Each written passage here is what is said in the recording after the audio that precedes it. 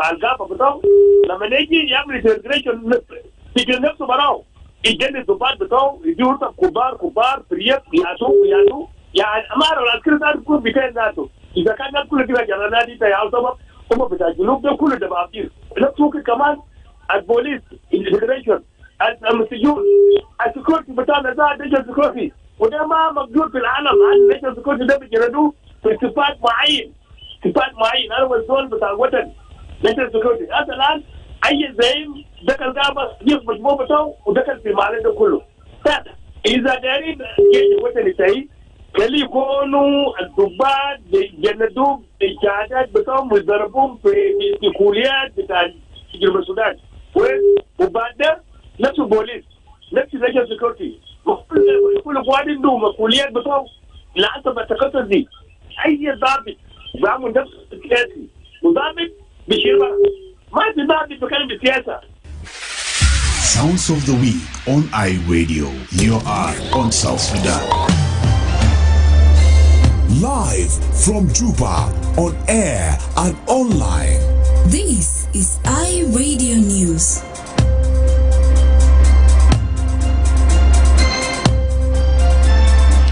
Hello, this is iRadio News, but first here are the headlines. The Commission of Morobo and Yei River counties in Central Equatoria State are urging the medical charity MSF to reconsider the decision to suspend operation in the two areas. Local authority in Talipayam of Terkeka County say 2 people have been shot and killed following a marriage-related dispute earlier this week. And police in Wau, Western Bahar Ghazal State, have arrested 2 motorcyclists accused of smuggling ammunition, grenades and rocket-propelled grenades into the town. These stories and more are coming to you in this new bulletin with me, Diko Andrew. Now the news in details. The Commission of Morobo and Yei River counties in Central Equatoria State are urging the MSF to reconsider its decision of suspending operation in the 2 areas. They say hundreds of thousands of people could lose access to virtual healthcare services. The appeal came after MSF suspended activities in the counties on Tuesday following series of abduction targeting its staff. In a statement seen by iRadio yesterday, the organization said it will be pausing operation for 6 weeks due to ongoing insecurity affecting its personnel. Speaking to iRadio this morning from Morobo County, Commissioner Charles Tada said the decision by MSF came as a shock to the local population. He said the security threats highlighted by MSF are not unique to Morobo but are county-wide challenges, and he happened to be saying this. MSF has been the only powerful NGO in healthy side who was helping us in Morobo, and the people have given all their trust on MSF. But now, due to the situation which happened within these days, MSF decided to close his services in Morobo and Yei temporarily. And this one has made people of Morobo shocked because there is no other way where the people can be helped. So we are also asking MSF that what happened, it is not only in Morobo, it is a country-wide problem. I also want to say that he has taken his move and he should also think of the people who are suffering without him or without them. So they should also have a reverse words. Commissioner Data added that over 100,000 people, including members of the host community, internally displaced persons, and returnees depend on MSF and medical assistance. He is now calling on the government to engage in talks to improve security in the area.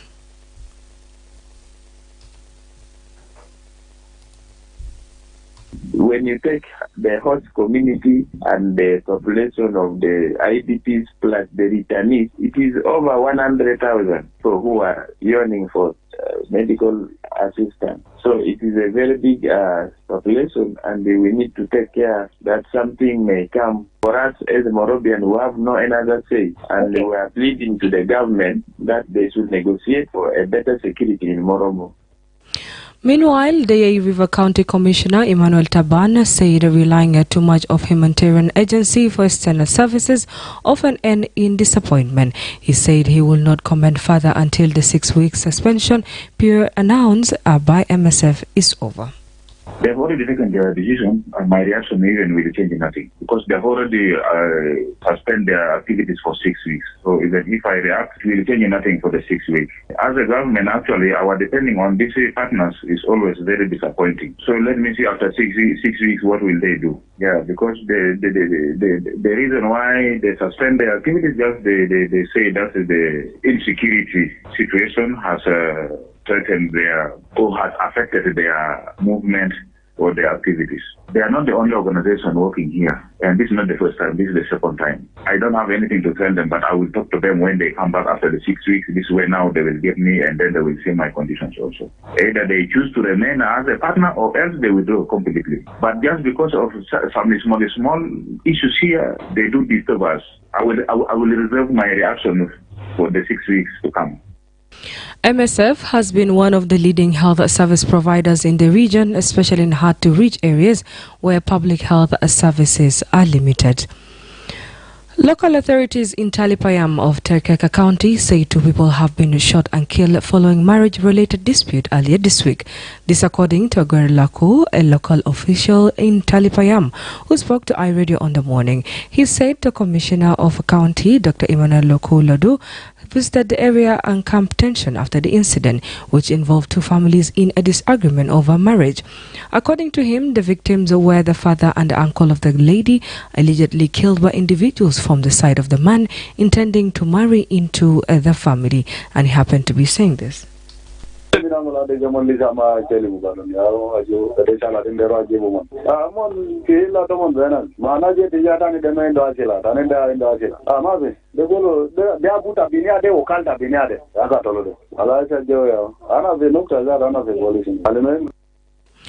Laku said the killings have raised concerns about inter-family relation and traditional conflict resolution practices, and Commissioner Dr. Lodu visit to Talipayam aimed to dislocate tensions, ensure justice and promote peaceful dialogue among the families involved.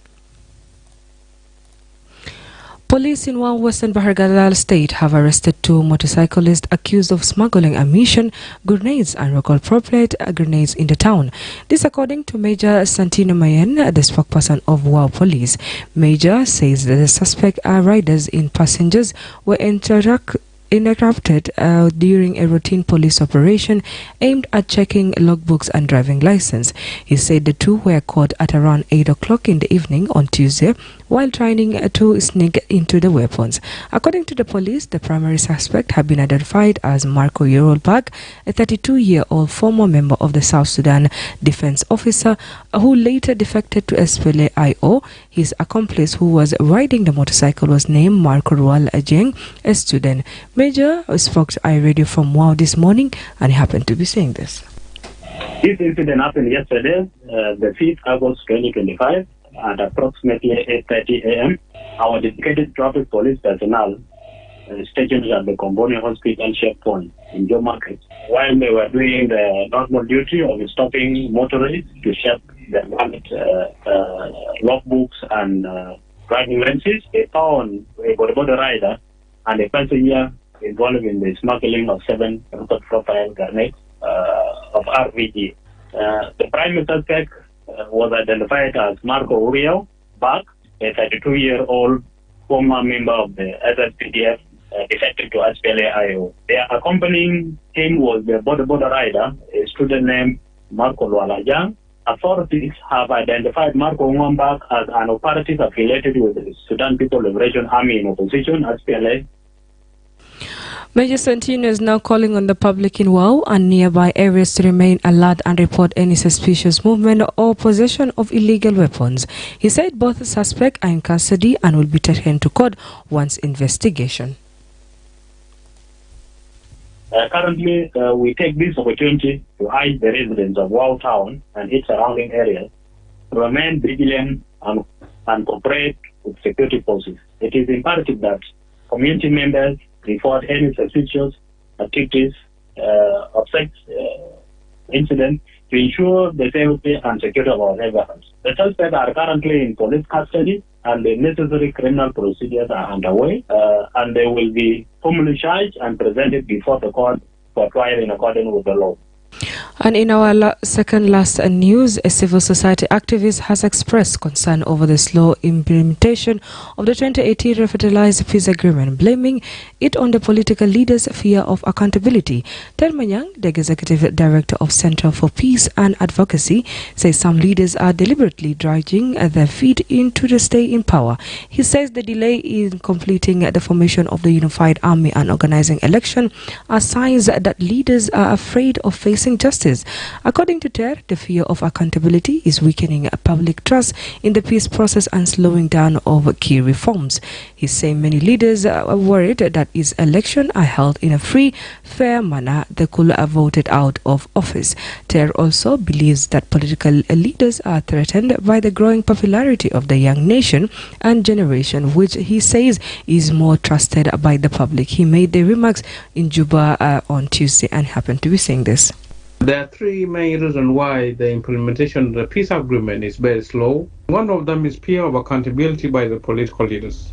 Chapter 5 of the Annexes outlined the establishment of Ivory Court for South Sudan, an aim at holding individuals accountable for war crimes and serious human rights violations. Many political leaders fear prosecutions, which create a resistance to the implementation of the transitional justice mechanisms. The second, to establish a unified national army. A unified national army, as envisioned in the agreement, is meant to serve the interests of the entire nation, rather than the individual factions or leaders. However, some leaders are allowed to control of the loyal forces. Third, the fear of losing power when organizing elections. The 2018 peace deal calls for a unified army, transitional justice and democratic election. However, these key tasks have lately remained unfulfilled as the country prepares for election expected in December 2025. You're still listening to iReady News. And lastly, police authority in Western Equatorial State says two border riders were abducted by armed men along the Meridi-Iba road on Monday. This according to Major General Philip Madud Tong, the state police commissioner. Speaking to iRadio this morning, General Tong said the two riders were intercepted while traveling from Iba to Meridi. He said the identities of the abducted and the condition and the whereabouts of the victims are still unclear. According to him, security forces have launched an investigation to locate the missing riders and arrest those responsible. General Tong is calling on the public to remain calm and report any suspicious activities to the authority. إجابة مريدي فبعد كنت مع هذا في رفض بتاع المريض اليومين في عملية بتاع اثنين أولاد بتاع البودبودا were abducted between Ida and Maridi. That was before 2 days exactly. حتى الآن ما في أي معلومة عنهم. كان بين المريدي وإيدا أو الكلام ده حصل فيهم. أنا أسف في معلومات مع الكوميونتي مشان يقدر يورونا لأنه ده في حتات بعيد من الحياة من المدينة القرى المجاورة لحتة ده أو ناس في معلومات معهم كوميونتي بوليسنج اللي موجود في المنطقة عشان يقدر يورونا الشخصيات دي الناس جاء عابرين ولا ناس موجود معهم في هلا. أنا بتعاون معنا الكوميونتي بوليسنج وهم طبعا نرجع لهم مشايخ وسلاطين عشان يقدر يرشدونا يعني.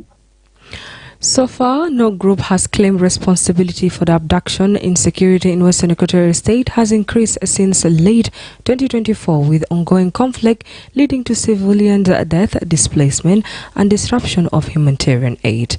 And with that being, we have come to an end with the local, but now here my colleague with the international news, Helen Samuel, and the sport with Emmanuel Joseph Akile. Thanks, Diko. And in some of the stories making headlines in the international arena, a meeting between U.S. envoy Steve Witkoff and Russia's Vladimir Putin is underway at the Kremlin, Russia media has said. Witkoff arrived in Moscow on Wednesday as Donald Trump's deadline for Russia to agree to a ceasefire in Ukraine looms. The U.S. president has said Russia could face hefty sanctions or see secondary sanctions imposed against all those who trade with it if it doesn't take steps to end the horrible war with Ukraine. Elsewhere, more than 100 people are missing and at least one has died after a cloudburst triggered devastating flash floods in the northern Indian state of Uttarakhand. Rescue operations are underway in Uttarakishi district after a massive wave of water surged down the mountains into Darali village on Tuesday, submerging roads and buildings in its path. Heavy rains have been lashing the Himalayan state of Uttarakhand over the past few weeks. Finally, a silent prayer was held in Japan on Wednesday morning as it marked 80 years since the United States dropped an atomic bomb on the city of Hiroshima. Japanese Prime Minister Shigeru Ishiba attended the ceremony on Wednesday along with officials from around the world and the city's mayor Kazumi Matsui. Matsui warned of a global accelerating trend toward military buildup and the idea that nuclear weapons are essential for national defense, saying this was a flagrant disregard of the lessons the international community should have learned from the tragedies of history. World War II ended with Japan's surrender after the dropping of the bombs in Hiroshima and Nagasaki. Those are some of the stories making headlines in the international arena. Back to you, Diko D. Andrew.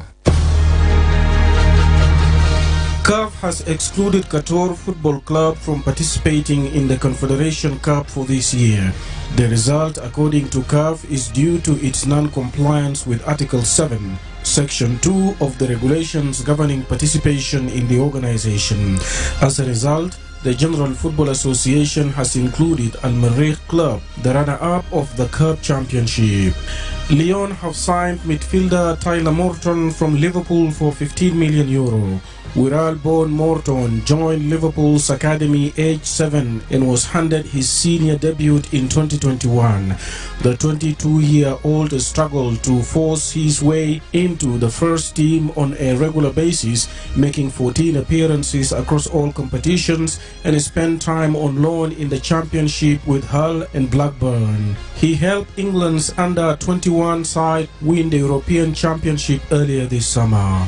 Sheffield Wednesday's players will fulfill their opening game of the Championship season against Leicester City on Sunday, BBC Sport understands.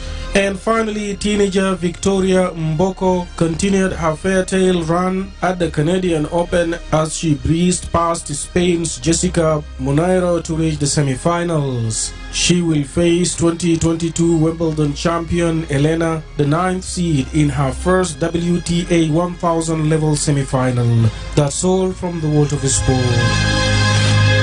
Thank you, Akile and Helena. You're still listening to iReady News, but let's remind ourselves with the most important headlines of today.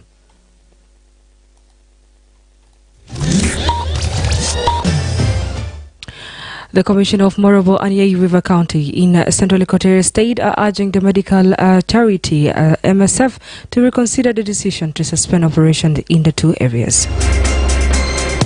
Local authorities in Tali and Payam of Terkeka State of Terkeka County say 2 people have been shot and killed following a marriage-related dispute earlier this week.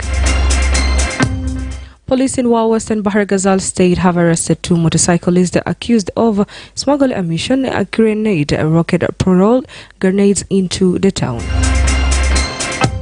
That's the end of the iReady News. If there is any story or event you would like iReady to cover or report about, please send us a text message on +211 925 287 870. It's also our WhatsApp number. Follow us on X at iRadio Juba, like our Facebook page iRadio, subscribe to our YouTube channel at iRadio South Sudan, or follow us on TikTok iRadio South Sudan. You can also visit our website, which is www.iradio.org.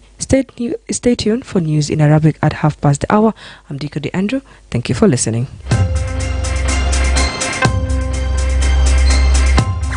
Sounds